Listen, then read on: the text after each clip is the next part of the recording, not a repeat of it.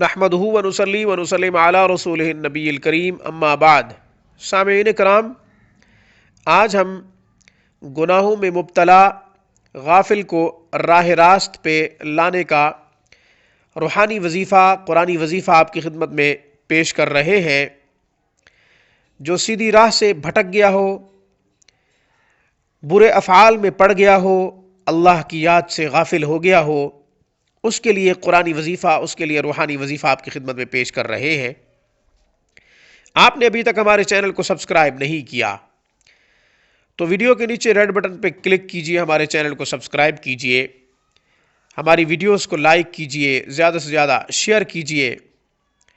شاید کوئی بگڑا راہ راست پہ آ جائے، آپ کے شیئر کرنے کی وجہ سے اچھائی کو زیادہ سے زیادہ پھیلائیے۔ کل قیامت کے دن آپ کے لیے باعث نجات، مغفرت کا سبب بنے گا۔ ہم سے کوئی سوال کرنا چاہتے ہیں، سوال ذاتی ہو یا پھر کسی وظیفے سے متعلق ہو، ہمیں ای میل کیجئے، ہمیں کمنٹ کیجئے، انشاءاللہ اس کا جواب دیں گے۔ تجوید کے ساتھ ہم سے قرآن کریم پڑھنا چاہتے ہیں، الفاظ کو درست کرنا چاہتے ہیں، حروف کو صحیح کرنا چاہتے ہیں تو آپ دنیا کے کسی بھی کونے سے ہم سے رابطہ کر سکتے ہیں۔ حروف کی تصحیح، الفاظ کی درستگی کے ساتھ جو قرآن پڑھتا ہے، اللہ اس سے خوش ہوتا ہے اور اس پر اللہ کی رحمت چھم چھم برستی ہے۔ وظیفہ بڑا آسان ہے، بھٹکے ہوئے کو راہ راست پہ لانے کا، گناہ میں مبتلا غافل کو راہ راست پہ لانے کا وظیفہ بڑا آسان ہے۔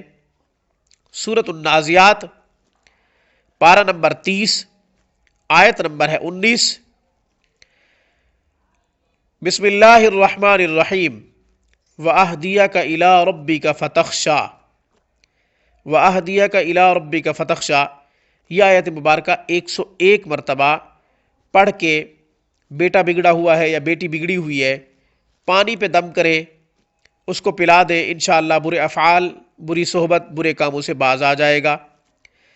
اگر آپ کے پاس نہیں ہے، آپ سے دور رہتا ہے، بیٹا ہے یا پھر بیٹی دور رہتی ہے، تو آپ تصور میں وَأَهْدِيَكَ إِلَىٰ رَبِّكَ فَتَخْشَىٰ 101 مرتبہ پڑھیں، اس کے بعد اس کی ہدایت کے لیے دعا کیجئے۔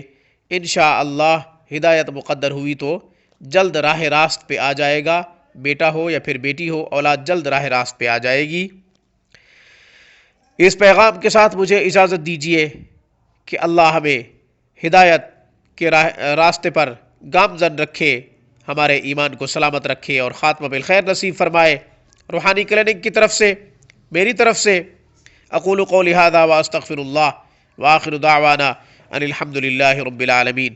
السلام علیکم ورحمۃ اللہ وبرکاتہ۔